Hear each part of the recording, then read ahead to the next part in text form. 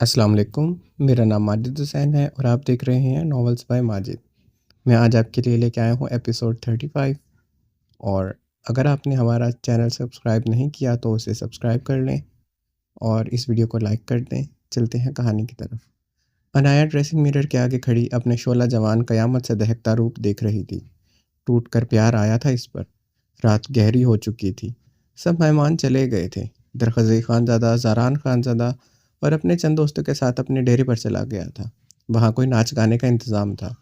وہ کمرے میں کب سے درخزئی خانزادہ کا انتظار کر رہی تھی۔ اتنا ہیوی لہنگا پہنے انایا کو اب کوفت سی ہونے لگی تھی۔ انایا نے اپنا دوپٹہ اتارتے ہوئے مانگ ٹیکا، جھومر سب اتار دیا تھا۔ اپنے بالوں کا جوڑا کھولتے وہ اپنے چاکلیٹی سلکی بال کمر پہ بکھیر چکی تھی۔ اب وہ لہنگا اور بلاؤز میں ملبوس تھی۔ گردن میں گرین اینڈ مہرون زرکون میں بے حد خوبصورت چوکر پہنے ہوئے تھی۔ ناف تک آتی گرین اینڈ مہرون زرکون میں مالا پہنے ہوئے تھی۔ مہرون لپسٹک لگائے گلوئنگ میک اپ کیے وہ دھمک رہی تھی۔ وہ اپنا باقی سنگار ختم نہ کر سکی تھی۔ درخزئی خانزادہ کا انتظار کرنا ہی چاہیے، جتنی بھی دیر ہو جاتی، مگر اس کے اعصاب بہت بھاری ہو رہے تھے۔ دل کی دھڑکنوں میں ادھم مچا تھا۔ درخزئی کی کل رات والی اپنے ہونٹوں پر ڈھائی شدتیں ہی نہیں بھول رہی تھی۔ آج وہ کیا کیا کرنے والا تھا، کہاں کہاں اپنی شدتیں ڈھانے والا تھا۔ وہ اب کہیں نہ کہیں پینک ہونے لگی تھی۔ دل میں درخزئی خانزادہ کو لے کر خوف سا سرایت کر رہا تھا۔ میں درخزئی سے کبھی تمہیں نکاح کے حق میں نہیں تھی۔ اگر تم یہ رخصتی نہ چاہتی، میں اپنی جان پر کھیل کر یہ رخصتی رکواتی۔ آج مجھے لگ رہا ہے میری سوچ درخزئی کے بارے میں بالکل ٹھیک تھی۔ وہ اعتبار کے قابل نہیں، بہت کچھ چھپا ہے۔ درخزئی وہ نہیں جو دکھتا ہے۔ ابرش کے لفظ اس کے سماعتوں میں گونجتے اسے درخزئی خانزادہ سے کچھ متفنر کر چکے تھے۔ اچانک سے کلام کے کونوں خطروں سے اس کے یتیم لاوارث درخزئی کے رشتہ دار نکل آئے۔ اور جس سہاگ رات کو منانے کے لیے وہ مرا جا رہا تھا، وہ اتنے مہینوں سے پینڈنگ کیوں تھی؟ کیوں نہیں آیا وہ تمہارے قریب؟ کس چیز نے روکا رکھا اسے؟ ایک ہی چھت کے نیچے رہتے یہ ایک مرد کے لیے کیسے ممکن ہے وہ اس عورت کے قریب نہ آئے جس پر حق رکھتا ہو، جس سے عشق کا دعوے دار ہو؟ کون ہے جو اس کی نیڈز اور اس کے اندر کی آگ مٹاتا ہے؟ ابرش کے لفظ اس کی سماعتوں میں گونجے تو وہ بیڈ پر گرنے کے انداز میں بیٹھے اپنا سر دونوں ہاتھوں میں گرا چکی تھی۔ ملالہ خان کا اسی طرح کا ڈریس پہننا اسے بری طرح چبھا تھا۔ وہ تب سے کانٹوں پر لوٹ رہی تھی، دل میں ایک آگ سی برپا تھی۔ وہ اب مزید ملالہ خان کو درخزئی کے قریب برداشت نہیں کر سکتی تھی۔ انایا نے گہری سانس لیتے اپنے بال مٹھیوں میں جکڑے تھے۔ وہ خود کو کافی تھکا تھکا سا اور اندر سے ٹوٹا محسوس کر رہی تھی۔ جتنا وہ خود کو اپنی ویڈنگ نائٹ کے لیے متجسس کر رہی تھی، اب وہ اتنا ہی خوف میں مبتلا تھی۔ زلزلہ اور اس کے بعد جو ہوا، اب ابریش کی باتیں اس کے سماعتوں میں گونج رہی تھی۔ ابریش کی باتوں کے ساتھ بہرمند اور انجان نمبر سے آنے والی کالز کی باتیں سماعتوں میں گونج کر الفاظ گڈمڈ ہو رہے تھے۔ تمہارا شوہر قاتل ہے۔ مار دھاڑ، خون خرابہ، کسی کی بھی جان لینا اس کے بائیں ہاتھ کا کھیل ہے۔ وہ ایک وردی فروش ایس پی تھا، کتنے ہی بے گناہ لوگوں کا کاؤنٹر کے نام پر قتل کر چکا ہے، اور یہاں بھی یہی کچھ کرتا ہے۔ وہ ایک روایتی سردار ہے جو صرف غیر منصفانہ فیصلے کر کے قتل کرتا ہے۔ اتنی جائیداد زمین اس نے غیر قانونی دھندے سے کمایا ہے۔ ایک ایس پی کے پاس یہ سب کچھ ہو سکتا ہے جو اس کے پاس ہے۔ سوات کا خانزاداؤں کے پاس اتنا کچھ نہیں جتنا اس کے پاس ہے۔ اپنا عقل سے کام لو، سب سمجھ آ جائے گا۔ بہرمن کے لفظ سوچتے وہ سرنفی میں ہلا رہی تھی۔ مجھے بہرمن کی کسی بات پر یقین نہیں، اس کی فطرت میں جان چکی ہوں۔ وہ درخزئی کا سگا نہیں ہے، وہ نفرت کرتا ہے درخزئی سے۔ انایا سرنفی میں ہلاتے بیڈ سے اٹھتے مضبوط اٹل لہجے میں بولی۔ ڈریسنگ مرر کی طرف بڑھتے وہ اپنی انگلیوں سے رنگز اتارنے لگی۔ میں کسی پر اعتبار نہیں کروں گی، مجھے درخزئی پر یقین ہونا چاہیے، وہ مجھ سے بے حد محبت کرتے ہیں۔ انایا مرر میں دیکھتے سرنفی میں ہلاتی جا رہی تھی۔ بہت بڑی بڑی طاقتیں اسے سپورٹ کر رہی ہیں۔ میں صرف آپ کو خبردار کرنا چاہتا ہوں، آپ کا شوہر انسان کی کھال میں چھپا بھیڑ ہے۔ اسلام آباد کی ریڈ میں جو کچھ ہوا وہ پری پلان تھا۔ آپ کو یقین نہیں آتا، بہت سی تصویریں بھیج رہا ہوں، آپ کو یقین آ جائے گا۔ اب انجانے کالر کی بات سماعتوں میں گونجی تو انایا لب پیچھے گہری سانس لیتے اپنے بدن کے ارتعاش پر قابو پانے لگی۔ فون رنگنگ پر انایا نے اپنا موبائل سائڈ ٹیبل سے اٹھایا۔ ان ان نون نمبر دیکھ کر وہ لب بھیج گئی تھی۔ یہ اسی انجان آدمی کا نمبر تھا جو ہر بار نمبر بدل کر اسے فون کرتا تھا۔ انایا نے گہری سانس لیتے فون کان سے لگایا۔ میڈم، حیرت ہے آپ کے سامنے سب کچھ ہوتے ہوئے بھی آپ یقین نہیں کر پا رہی۔ اسپیکر پر گونجتی اسی انجان کی آواز کو وہ پہچان چکی تھی۔ کیا کہنا چاہتے ہو تم؟ انایا نے تڑکتے ہوئے پوچھا۔ یہی کہ کل جو کچھ ہوا اس سے تو آپ کو پتہ چل جانا چاہیے تھا کہ درخزی خانزادہ کے نزدیک کسی کی جان کی کوئی ویلیو نہیں، کس طرح اس نے وسیم خان کی جان لے لی اور کشمالہ پر تشدد کیا۔ وہ سنجیدگی سے بولا تھا، وسیم خان نہیں، وسیم راجپوت ہے وہ، اور وہ کشمالہ نہیں، الوینا آوان تھی۔ مجھے ان کا مکمل بایو ڈیٹا درخزی پروف کے ساتھ دکھا چکا ہے۔ اس کی ایک بات تو مجھے سمجھ آئی ہے، پیپرز اور تصویروں میں آسانی سے تبدیلی کی جا سکتی ہے۔ اگر وسیم راجپوت وسیم خان بن سکتا ہے تو درخزی کے خلاف اب تک تم نے مجھے جو ثبوت دیے وہ سب فیک تھے، اس لیے آئندہ مجھے کال یا فون مت کرنا، ورنہ درخزی کو تمہارے متعلق سب بتا دوں گی۔ انایا نے لفظ چباتے کہا، تو پھر آپ مانتی ہیں پیپرز اور تصویروں میں تبدیلی کی جا سکتی ہے؟ تو ہو سکتا ہے کل رات جو درخزی نے آپ کو تصویریں اور پیپر دکھائے ہوں وہ سب فیک ہوں۔ اسپیکر پر گونجتی آواز پر انایا کے ہاتھ میں فون لرزا تھا۔ وسیم خان کو وسیم راجپوت اور کشمالہ کو الوینا اوان پیپرز پر ظاہر کرنا درخزی کے لیے کوئی بڑی بات نہیں تھی، وہ یہ سب بہت آسانی سے کر سکتا ہے۔ میں نے جتنے ثبوت دینے تھے وہ دے چکا ہوں، پھر بھی درخزی خانزادہ کا اصل روپ دیکھنا ہے تو آج رات دیکھ سکتی ہیں۔ کیسے؟ اس کی بات پر انایا کے لب جلدی سے جنشی میں ڈھلے تھے۔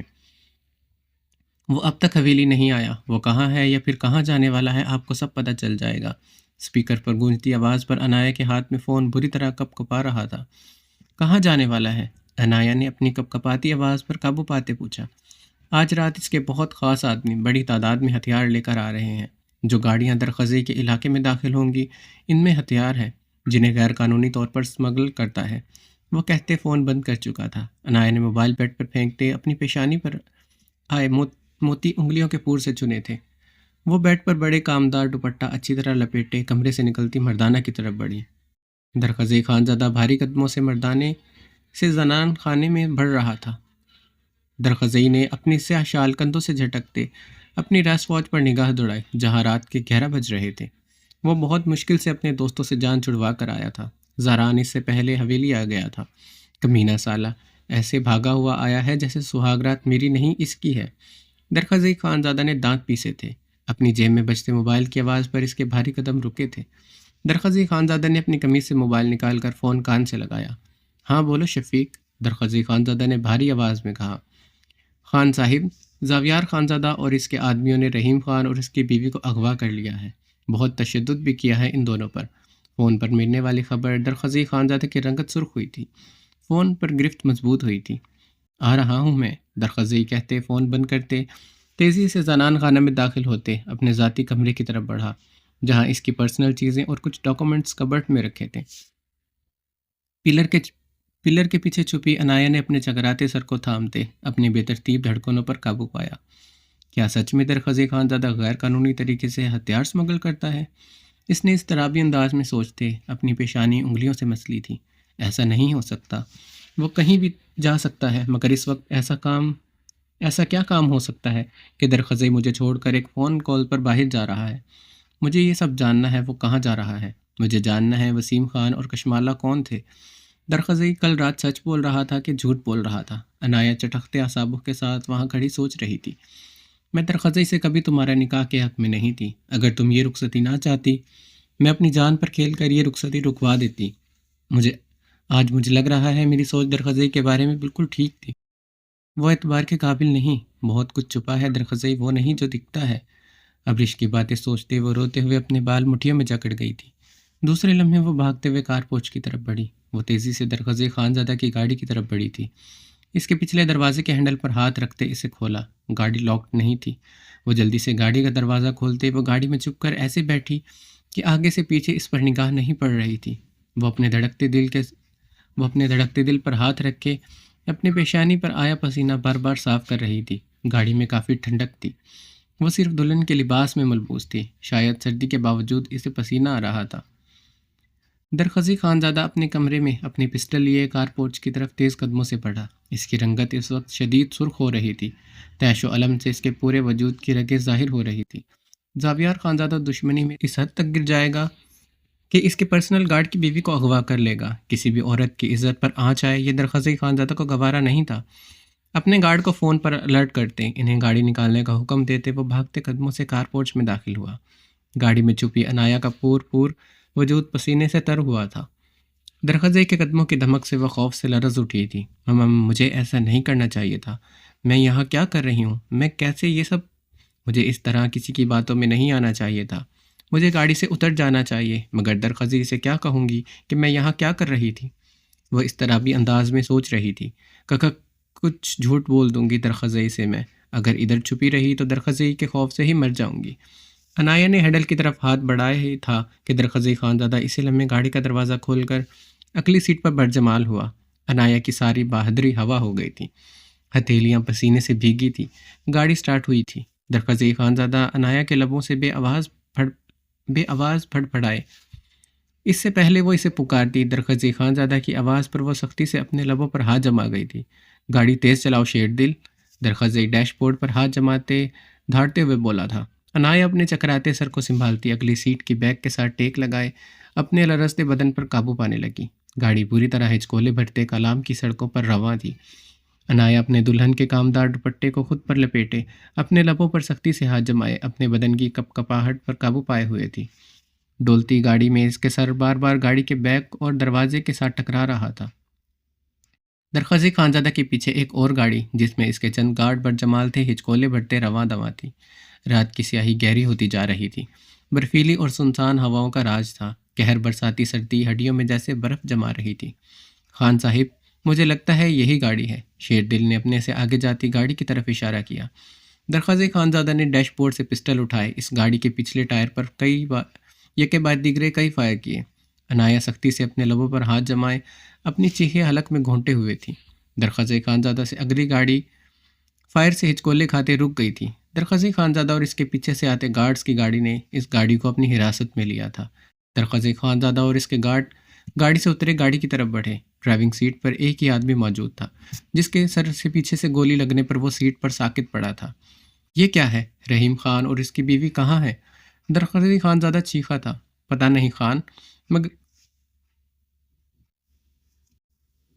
پتہ نہیں خان، مگر گاڑی یہی تھی جس میں رحیم خان اور اس کی بیوی کو لے جایا گیا تھا۔ شیر دل پریشانی سے بولا، اگر یہ گاڑی وہی ہے تو وہ کہاں ہے رحیم خان؟ درخزئی شیر دل کا گریبان جکڑے تیش و علم سے دھاڑا تھا۔ پتہ نہیں خان، شیر دل کی نظریں جھکی ہوئی تھیں۔ درخزئی خانزادہ نے شیر دل کو قہر بار نگاہوں سے گھورتے اس کا گریبان چھوڑا۔ درخزئی خانزادہ نے چیختے گاڑی کے بونٹ پر مکہ مارا۔ یکدم ایک گاڑی اس کے سامنے آ کر رکی تھی۔ درخزئی خانزادہ اور اس کے گارڈ نے الرٹ ہوتے پیچھے کو ہوتے اس گاڑی پر کئی فائر کیے۔ اس گاڑی میں سے درخزئی خانزادہ اور اس کے گارڈز پر فائرنگ ہو رہی تھی۔ درخزئی خانزادہ اور اس کے گارڈ اپنے قدم پیچھے کی طرف بڑھاتے گھنے جنگل میں درختوں کے پیچھے پناہ لے چکے تھے۔ وہ لوگ اب درختوں کے پیچھے سے اپنے سامنے کھڑی گاڑی پر فائر کر رہے تھے۔ انایا گاڑی کے اندر چھپے اب کانوں پر ہاتھ رکھے ہوئے تھی۔ گولیوں کی تڑتڑاہٹ اس کے جان لیے ہوئے تھی۔ درخزئی خانزادہ کے کچھ گارڈ زخمی ہو چکے تھے اور ان سب کے پاس گولیاں ختم ہو گئی تھی۔ گاڑی میں اب انایا کی دبی دبی چیخیں گونج رہی تھی جو گولیوں کی گونج میں سنائی نہیں دے رہی تھی۔ دوسری طرف سے فائرنگ اب بند ہو چکی تھی۔ ایسا لگ رہا تھا جیسے وہ لوگ ان کی گولیاں ختم ہونے کا انتظار کر رہے تھے۔ درخزئی خانزادہ نے درخت کے اوٹ سے سامنے دیکھا۔ اس گاڑی میں سے کوئی بیٹھا ہوا نظر نہیں آیا تھا۔ یکدم اسی گاڑی سے رحیم خان کو نکلتے دیکھ درخزئی خانزادہ جلدی سے درخت کے اوٹ سے باہر آیا۔ رحیم خان نے ہنستے ہوئے درخزئی خانزادہ کی گاڑی کے ٹائر پر یکے بعد دیگرے فائر کیے۔ رحیم! درخزئی یہ دیکھتے حیران ہوتے چیخا تھا۔ لمحوں میں ساری گیم درخزئی خانزادہ کو سمجھ آ گئی تھی۔ رحیم خان کو زاویار خانزادہ خرید چکا تھا۔ درخزئی خانزادہ اسے اب رحیم خان کو خون آشام نگاہوں سے گھور رہا تھا۔ وہ آج نمک حرام کو بوٹی بوٹی نوچنا چاہتا تھا۔ رحیم خان کی پسٹل سے نکلا ایک فائر درخزئی خانزادہ کی گاڑی کے شیشے کو چیرتا انایا کے پاس آ کر لگا۔ انایا خوف سے چیختے ہوئے اسی گاڑی کا دروازہ کھولتے باہر نکلی۔ انایا! درخزئی خانزادہ اسے دلہن کے لباس میں وہاں دیکھ ساکت ہوا تھا۔ قدم زمین میں جیسے پیوست ہوئے تھے، آنکھوں میں لہو اترا تھا۔ وہ بے یقینی سے انایا کو کھلے بالوں میں دلہن کے لباس میں دیکھ رہا تھا۔ رحیم خان اور درخزئی خانزادہ کے گارڈ بھی انایا کو دیکھتے حیران تھے۔ درخزئی! انایا روتے ہوئے درخزئی خانزادہ کی طرف بڑھی۔ رحیم خان کی آنکھوں میں خباثت کی چمک لہرائی تھی۔ اس سے پہلے رحیم خان انایا کی طرف بڑھتا، درخزئی خانزادہ رحیم پر فائر کرتے انایا کی طرف بڑھتے اسے کلائی سے کھینچتے اپنے سینے میں بھینچ چکا تھا۔ انایا چیختے ہوئے تھر تھر کانپتے درخزئی خانزادہ کے سینے میں سمائی تھی۔ گولی رحیم خان کے کندھے کو چیر چکی تھی۔ رحیم خان کے ہاتھوں سے پسٹل چھوٹ کر زمین پر گری۔ درخزی خانزادہ اسی لمحے عنایہ کو اپنے سینے سے لگائے درخت کی اوٹ میں ہوتے گھنے درختوں کے پیچھے چھپ گیا تھا۔ عنایہ درخزی کی شال کو مٹھیوں میں جکڑے اس کے سینے کے ساتھ لپٹی ہوئی تھی۔ درخزی اسے اپنے سینے سے لپٹائے اپنی رگوں میں ابلتے خون پر بمشکل قابو پائے ہوئے تھا۔ عنایہ کو ادھر اس لباس میں دیکھ کر اس کا دماغ تڑک کر رہ گیا تھا۔ پورے وجود کی رگیں ظاہر ہو رہی تھی، لہو میں ابال اٹھ رہے تھے۔ وہ غم و غصے سے پاگل ہو رہا تھا، جی کر رہا تھا اپنے ہاتھ میں پکڑی پسٹل سے عنایہ کا سینہ چیر دے۔ وہ اس کی کمر پر سختی سے انگلیاں گاڑے ہوئے تھا۔ وہ یہاں کیسے آئی؟ وہ اس گاڑی میں چھپی کیا کر رہی تھی؟ یہ سب جاننے کا بھی ٹائم نہیں تھا۔ ابھی تو اسے عنایہ کی جان اور عزت کی پرواہ تھی۔ یہ پری پلان تھا، اسے جان کر پھنسایا گیا تھا۔ یہ ایسے سمجھ میں آیا رحیم خان کو زاویار خانزادہ خرید چکا تھا۔ درخزی خانزادہ کے کپ کپاتے وجود کو اپنے سینے میں بھینچے گہرے سانس لیتا اگلا لاہیا عمل پر سوچ رہا تھا۔ اس کے کچھ گارڈ زمین پر زخمی پڑے کراہ رہے تھے۔ شیردل اور شفیق اس کے گرد کھڑے تھے جن کے پاس گولیاں ختم ہو چکی تھی۔ اپنے گرد بھاری قدموں کی دھمک سنتے درخزی خانزادے کی سانسیں تیز ہوئی تھی۔ رحیم خان اور اس کے دو آدمی ان کی طرف بڑھتے پسٹل ان پر تانے انہیں اپنی حراست میں لے چکے تھے۔ رحیم خان نے ہنستے ہوئے درخزی کی کنپٹی پر پسٹل رکھی۔ درخزی خانزادہ نے اسے خون آشام نگاہوں سے گھورا تھا۔ باہر آؤ، رحیم خان درخزی خانزادہ کو دیکھتے ہوئے گرایا۔ درخزی خانزادہ عنایہ کو سینے میں بھینچے درخت کی اوٹ سے نکلتے باہر سڑک پر آیا۔ اس کے گارڈ بھی باہر سڑک پر آئے تھے۔ عنایہ اس کی شرٹ مٹھیوں میں جکڑے سینے میں منہ چھپائے تھر تھر کانپ رہی تھی۔ رحیم نے عنایہ کی طرف اپنا ہاتھ بڑھایا ہی تھا، درخزی خانزادہ الٹے ہاتھ سے اس کے منہ پر مکہ مارتے اس کی گردن بے دردی سے دبوچ گیا تھا۔ ایک ہاتھ سے وہ عنایہ کو سختی سے جکڑے، کندھا زخمی ہونے کی وجہ سے رحیم خان کے ہاتھ سے پسٹل زمین پر گر چکی تھی۔ ہاتھ بھی لگایا اسے، تجھے تیرے ہاتھ کاٹ دوں گا کتے، نمک حرام۔ درخزی خانزادہ رحیم کی گردن دبوچے پھولتی رگوں کے ساتھ خون آشام درندے کے مانند دھاڑا تھا۔ درخزی کی سخت گرفت پر رحیم خان کی آنکھیں باہر کو ابل آئی تھیں۔ بھولو مت، اس وقت تم ہمارے قبضے میں ہو، تمہاری عورت بھی جسے تم لڑنے کے لیے اپنے ساتھ لائے ہو۔ پہلی مرتبہ تم جیسا غیرت مند خان دیکھا ہے جو مردوں کی لڑائی میں عورت کو بھی اپنے ساتھ رکھتا ہے۔ رحیم خان کے گرد کھڑے ایک آدمی نے استہزائیہ ہنستے اپنے پسٹل کا رخ درخزی پہ کیا۔ درخزی خانزادہ کی گرفت رحیم خان کی گردن پر مزید مضبوط ہوئی تھی۔ چھوڑو اسے ورنہ تم سے پہلے تمہاری عورت کو مار دوں گا۔ وہ رحیم خان کی حالت دیکھتے عنایہ کی بیک پر پسٹل رکھتے بولا۔ درخزی خانزادہ عنایہ کی بیک پر پسٹل رکھے دیکھ اسی لمحے رحیم خان کی گردن کو آزاد کر گیا تھا۔ رحیم خان اپنی گردن پر ہاتھ رکھ کے زمین پر گرے کھانستے ہوئے اپنی ٹوٹی بکھرے سانسیں بحال کرنے لگا۔ تم لوگ کو جو چاہیے میں دوں گا، مجھے مارنا چاہتے ہو میں اپنی جان دینے کے لیے تیار ہوں، مگر میری بیوی کو جانے دو۔ درخزی خانزادہ نے اپنے سامنے کھڑے آدمی کو غیظ و غضب سے گھورتے ہوئے کہا۔ عنایہ نہ ہوتی وہ مرتے ہوئے انہیں ضرور موت کے گھاٹ اتار دیتا۔ عنایہ کی وجہ سے وہ بے بس ہو چکا تھا، وہ ان کے سامنے جھکنے پر مجبور تھا۔ گولی رحیم خان کے سر کو چیرتی اسے ڈھیر کر چکی تھی۔ عنایہ چیختی ہوئی درخزی کے سینے میں سمائی تھی۔ وہ دو آدمی رخ پلٹے سامنے فائر کرنے لگے۔ اسی لمحے زاران خانزادہ کی سیاہ مرسیڈیز ان کے سامنے آ کر رکی تھی۔ درخزی زاران خانزادہ کی مرسیڈیز کو دیکھتے اپنا رکا سانس بحال کرتے لمحے جھکتے ہوئے نیچے سے پسٹل اٹھاتے ایک آدمی کی کنپٹی پر رکھ گیا تھا۔ وہ بدحواس ہوتا اپنی پسٹل نیچے پھینک گیا تھا۔ زاران خانزادہ نے گاڑی سے نکلتے اسی لمحے پسٹل سے ان دونوں آدمیوں کے ٹانگوں پر بے دردی سے فائر کیے۔ وہ لوگ چیختے ہوئے زمین پر گر چکے تھے۔ درخزی خانزادہ کے گارڈ نے جھکتے ہوئے ان کی پسٹل اٹھائی تھی۔ درخزی خانزادہ چیختے ہوئے ان آدمیوں کی گولی لگی ٹانگوں پر اپنے بھاری بوٹ والے پاؤں مارے۔ عنایہ کو ابھی تک وہ کمر سے جکڑے اپنے سینے سے لگائے ہوئے تھا۔ زاران خانزادہ درخزی خانزادہ کی طرف تیز قدموں سے بڑھا۔ عنایہ کو لے کر جاؤ یہاں سے، درخزی انہیں میں دیکھ لوں گا، بلکہ ان پر اتنا تشدد کروں گا کہ یہ لوگ بھول جائیں گے کہ سانس کہاں سے لے بات کہاں سے کریں۔ زاران خانزادہ نے اپنے بھاری بوٹ والا پاؤں ایک آدمی کے منہ پر بے دردی سے مارا۔ یکدم گولیوں کی تھرتھراہٹ سے جنگل اور پہاڑ تھرتھرا اٹھے تھے۔ درخزی، زاران اور اس کے گارڈ پیچھے کو ہوتے درختوں کی اوٹ میں پھر سے پناہ لے چکے تھے۔ سامنے سے آتے فائر زمین پر گرے زخمی آدمیوں کو ساکت کر چکے تھے۔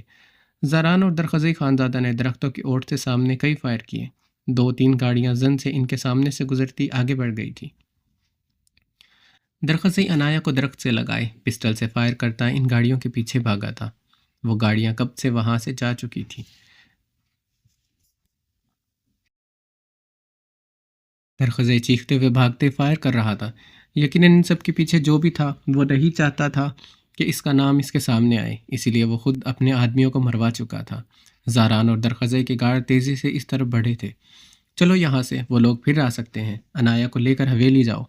زاران خانزادہ درخزئی کو دیکھتے ہوئے چیخا تھا۔ درخزئی خانزادہ نے گہرے سانس لیتے زاران خانزادہ کو دیکھتے پیچھے کو مڑ کر دیکھا، جہاں انایا خود پر دوپٹہ لپیٹے کھلے بالوں کے ساتھ نظریں جھکائے تھر تھر کانپ رہی تھی۔ درخزئی خانزادہ کا خون رگوں میں بھڑکا تھا۔ اس کے وجود کی رگیں ظاہر ہوتے اس کے اندر لاوا دہکا چکی تھی۔ وہ خون اتری آنکھوں سے انایا کی طرف بڑھا۔ کیوں چھپ کر بیٹھی تھی گاڑی میں؟ کیوں کیا تم نے یہ سب؟ درخزئی نے چیختے ہوئے انایا پر ہاتھ اٹھایا۔ درخزئی، انایا اسے روتے دیکھ اپنے گال پر ہاتھ رکھ چکی تھی۔ درخزئی گہری سانس لیتے ضبط سے اپنا ہاتھ ہوا میں معلق کرتے مٹھی دبوچ گیا تھا۔ درخزئی خانزادہ نے ہوا میں معلق کیے درخزئی خانزادہ نے ہاتھ ہوا میں معلق کیے اپنے گارڈز اور زاران پر نگاہ ڈالی۔ گارڈ رخ موڑے کھڑے تھے۔ زاران خانزادہ خاموشی سے جبڑے بھینچے سرخ نگاہوں سے انایا کو گھور رہا تھا۔ درخزئی خانزادہ نے خود پر ضبط کرتے اپنی مٹھیاں سختی سے دبوچی تھی، ورنہ وہ گارڈز اور زاران خانزادہ کے سامنے انایا کے گال لال کر دیتا۔ وہ خود پر ضبط کرتے انایا کی کال جکڑے گارڈ والی گاڑی کی طرف بڑھا تھا۔ دروازہ کھولتے اس نے بے دردی سے انایا کو پچھلی سیٹ پر دھکیلا۔ خود ڈرائیونگ سیٹ پر بیٹھے وہ گاڑی سٹارٹ کر گیا تھا۔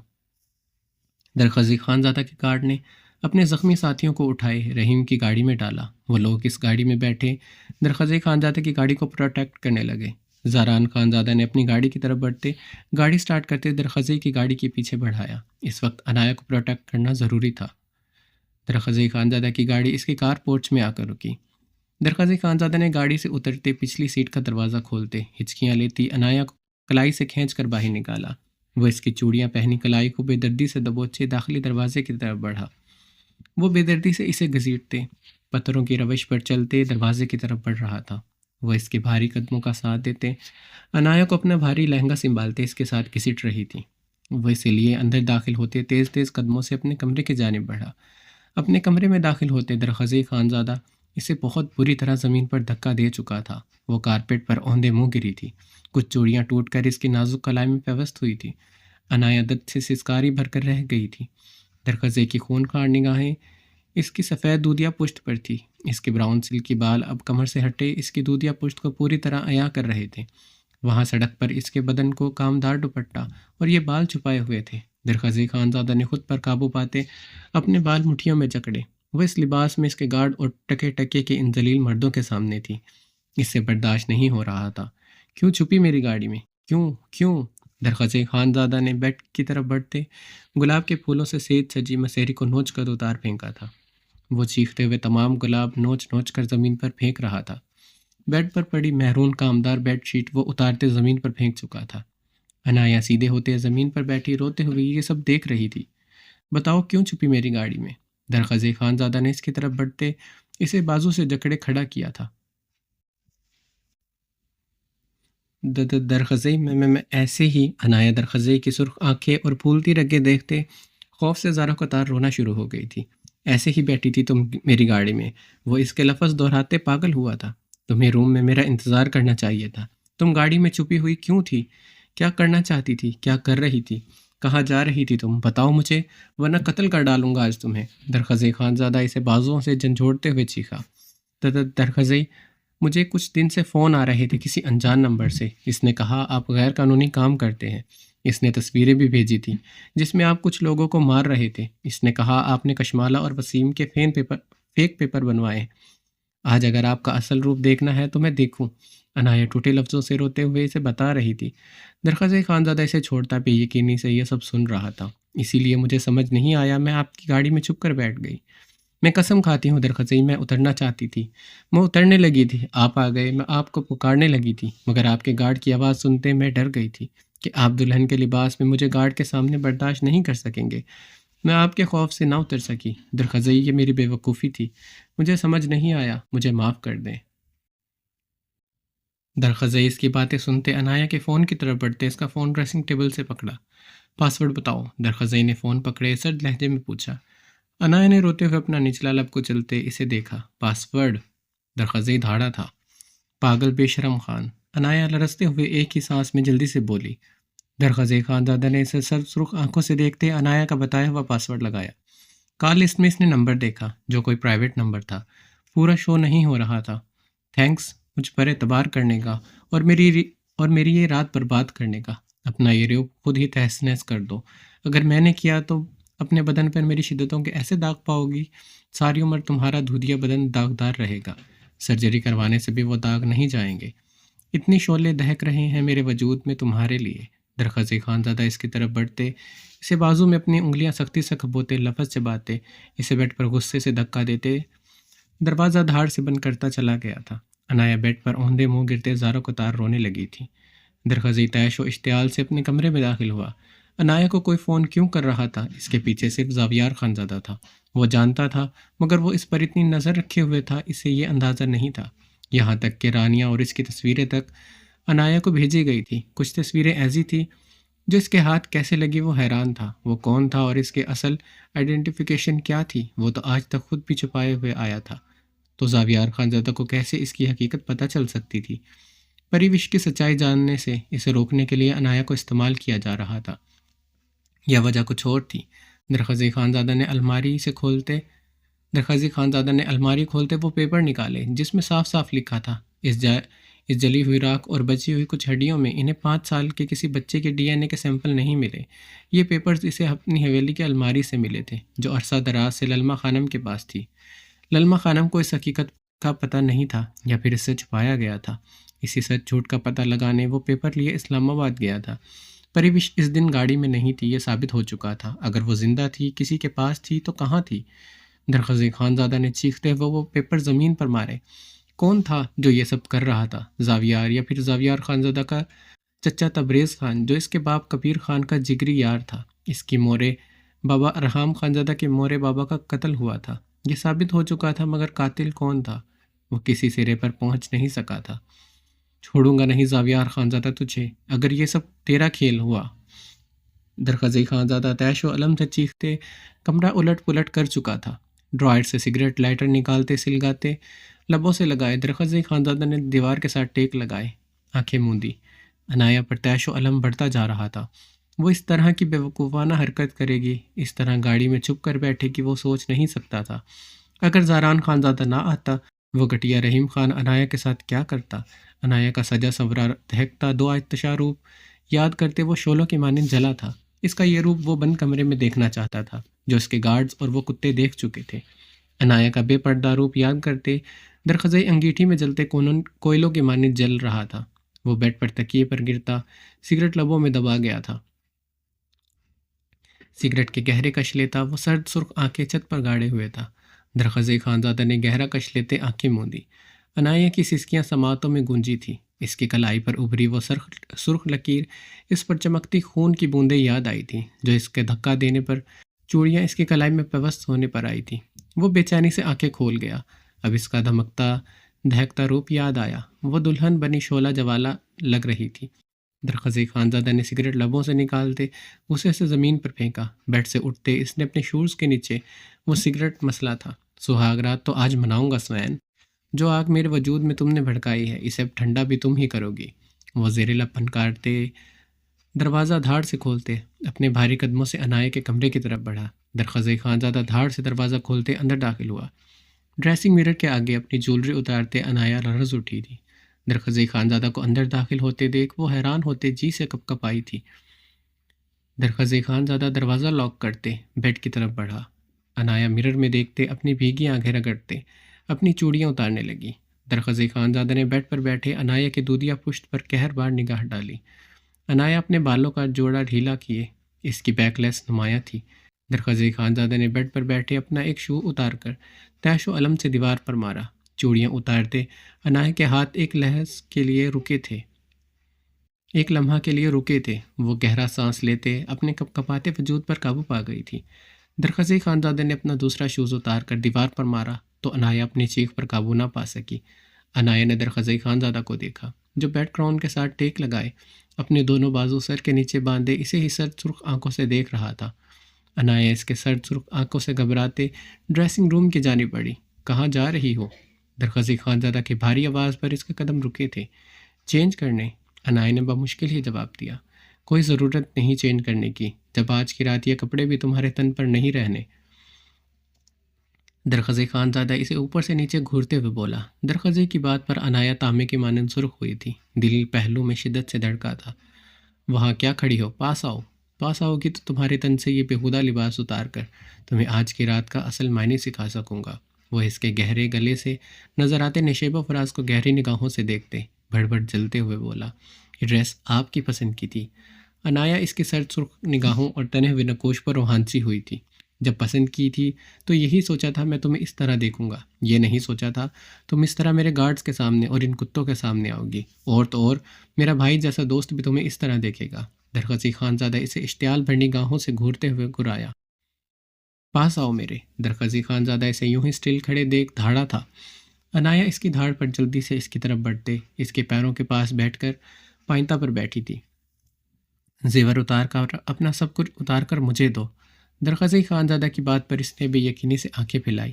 ایسے کیا دیکھ رہی ہو؟ تمہیں نہیں پتا اس رات کے کیا تقاضے ہیں؟ پردے ہٹتے ہیں تو ایک شوہر اپنی بیوی سے حق لیتا ہے، پھر ان آنسو بھری آنکھوں سے دیکھنے کا کیا فائدہ؟ اتنا کانپنے کا کیا فائدہ؟ تمہیں کیا لگتا ہے میں تم پر رحم کھاؤں گا؟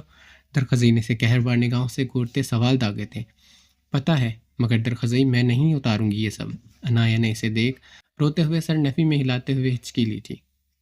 کیوں؟ درخزی خانزادہ نے اس کے سرخ کندھار جیسے چہرے اور لرزتے بدن کو دیکھتے آئی برو اچکائے۔ مجھے شرم آ رہی ہے درخزی، اور ڈر بھی لگ رہا ہے۔ عنایا کانپتے ہوئے نظریں جھکا گئی تھی۔ ڈر کیوں لگ رہا ہے؟ درخزی خانزادہ نے سرد لہجے میں استفسار کیا۔ کیونکہ آپ خان ہیں۔ عنایا نے درخزی خانزادہ کی طرف دیکھتے سسکی لیتے کہا۔ پاگل بے شرم خان۔ درخزی خانزادہ نے لفظ چبائے تھے۔ دوسرے پل وہ اسے کلائی سے کھینچے اپنے سینے میں گرا چکا تھا۔ عنایا نے اس کے سینے پر ہاتھ رکھتے خوفزدہ نگاہوں سے اسے دیکھا۔ ڈرنا تو تمہیں چاہیے۔ آج میں تمہیں بتاؤں گا اصل میں ایک خانزادہ اپنی ملکیت کو لے کر کیسا ہوتا ہے۔ وعدہ ہے میرا، آج تم مجھے سہن نہیں کر سکو گی۔ اتنا درد دوں گا تمہیں آج۔ درخزی نے گراتے ہوئے اس کے کانوں کے ایئر رنگ اتارے تھے۔ عنایا کا بدن اس کی باہوں میں ہچکولے کھا رہا تھا۔ درخزی نے اس کی آنکھوں میں ٹھہرے آنسو اور ڈر کو بغور دیکھتے اس کے بلاؤز کی ڈوریاں ایک جھٹکے سے کھینچ کر کھولی تھی۔ اس کے گلے کے چوکر کی ڈوری کھینچ کر کھولتے درخزی نے چوکر اتار کر عنایا اس کی شرٹ مٹھیوں میں جکڑے آنکھیں موندے ہوئے تھی۔ وہ اسے اپنے نیچے کرتے اس کا بلاؤز کندھوں سے اتارتے ایک جھٹکے سے ریموو کر گیا تھا۔ عنایا گہرا سانس لیتے کانپتے ہوئے اپنے بازو اپنے سینے پر باندھ گئی تھی۔ درخزی خانزادہ نے جھکتے ہوئے اس کی سرخ ابری لکیر پر دانت کاڑے۔ عنایا نے سسکتے اپنے دونوں بازو ہٹائے، آنکھیں کھولتے درخزی کو بے یقینی سے دیکھا تھا۔ اب کوئی مزاحمت مت کرنا، اور نہ تمہارا خانزادوں سے ڈرنا سچ کر دکھاؤں گا۔ درخزی نے سرد لہجے میں بولتے اس کی براؤن سٹریپ کھولتے ہوئے وہ اس کی گہرائیوں پر جھکتے دانت کاٹ گیا تھا۔ عنایا نے سسکی لیتے اسے دیکھا۔ وہ بہت شدت سے اس کی گہرائیوں کو داغدار کر رہا تھا۔ وہ اسے سہن نہیں کر پا رہی تھی۔ عنایا نے اس کے بالوں کو اپنے دونوں ہاتھوں سے دبوچے اسے خود سے دور کرنے کی کوشش کی۔ درخزی خانزادہ نے اوپر ہوتے اسے سرخ آنکھوں سے دیکھتے بیڈ پر پڑا کامدار دوپٹہ اٹھائے اس کی کلائیاں اوپر کرتے بے دردی سے باندھی۔ درخزی، عنایا نے روتے ہوئے اسے پکارا۔ درخزی اپنے وجود سے اس کے وجود پر ہر پردہ اتارتے عنایا کی بندھی ہوئی کلائیوں کو ایک ہاتھ سے سختی سے جکڑے عنایا کی گردن پر جھکے اسے اپنے بدن کا حصہ بنا رہا تھا۔ عنایا کے لبوں سے فلک شگاف چیخ بلند ہوئی۔ درخزی خانزادہ وہی دوپٹہ اس کے منہ میں ٹھوس گیا تھا۔ وہ اس کی کلائیوں کو سختی سے دبوچے بنا اس پر رحم کھائے اس پر اپنی شدتیں ڈھانے لگا۔ گزرتے لمحات کے ساتھ عنایا کی گھٹی گھٹی سسکیاں اور درخزی کی شدتوں میں اضافہ ہو رہا تھا۔ درخزی خانزادہ کی خون اتری آنکھوں میں آہستہ آہستہ خمار چھایا ہوا تھا۔ وہ سرور کی انتہا پر عنایا کے منہ سے دوپٹہ نکالتے اس کی کلائیوں کو آزاد کر گیا تھا۔ وہ پرسکون ہوتے اس پر جھکا اس کی گردن پر نرمی سے لب رکھتے چومنے لگا۔ عنایا نے پھوٹ پھوٹ کر روتے درخزی خانزادہ کی گردن اور کمر پر ناخن گاڑے تھے۔ درخزی خانزادہ اس کی گردن چومتے اور اسے خود پر اچھی طرح کمبل دیے اسے اپنے سینے پر کر گیا تھا۔ وہ عنایا کے سسکتے بے تحاشا روتے وجود کو اپنی باہوں میں بھرے قبض سے اس کے بالوں کو نرمی سے چومتے اس کی کمر نرمی سے ایک ہاتھ سے سہلا رہا تھا۔ بہت برے ہیں درخزی، کبھی بات نہیں کروں گی آپ سے جو سلوک میرے ساتھ کیا، عنایا سسکتے ہوئے بولی۔ سوری سوین، غصہ ہی تم پر اتنا تھا، یہ ایسے ہی اترنا تھا، صرف کلائیاں باندھی ہیں، باقی کیا غلط کیا میں نے؟ درخزی نے معصومیت سے عنایا کو دیکھتے اس کے متروم آنکھوں پر لب رکھے تھے۔ منہ میں جو کپڑا ٹھونسا تھا وہ کیا تھا؟ عنایہ نے ہچکی لیتے درخزی خانزادہ کی گردن میں دانت کاڑے۔ اس بے باک بے شرم خانزادے کی بے درد شدتوں سے اس کا انگ انگ درد سے چور تھا۔ درخزی خانزادہ نے مسکراتے ہوئے آنکھیں موندی تھی۔ وہ بہت بے رحمی سے اس کی گردن اور سینے پر جگہ جگہ دانت کاڑے اپنا غصہ اتار رہی تھی۔ درخزی مسکراتے ہوئے اس کے وار برداشت کر رہا تھا۔ درخزی سے نرمی سے بیچے رخ پلٹے اس پر حاوی ہوا۔ عنایہ اس کی گردن اور سینے کا حال دیکھتے سرخ ہوئی تھی۔ دیکھ لو سوین، اتنی شدتیں میں نے نہیں ڈھائی جتنا تم مجھے داغدار کر چکی ہو۔ درخزی خانزادہ نے اپنی گردن اور سینے کی طرف اشارہ کیا۔ عنایہ سرخ ہوتے نہ روٹھے انداز میں منہ پھیر گئی تھی۔ وہ سچ میں مقابل کا برا حال کر چکی تھی۔ ویسے جگہ جگہ دانت گاڑ کر تم پھر سے میرا موڈ بنا چکی ہو۔ لگتا ہے ابرش سے اچھی کلاسز لے چکی ہو۔ درخزی خانزادہ کی بات پر عنایہ نے لب دانتوں تلے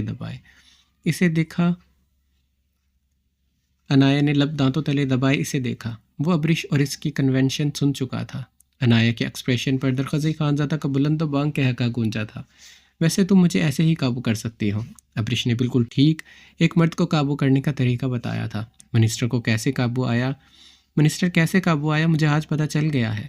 درخزی خانزادہ ہنستے ہوئے اس پر جھکے اس کی گردن کو نرمی سے چومنے لگا۔ عنایہ نے پھر سے اس کی گردن میں اپنے ناخن بے رحمی سے گاڑے۔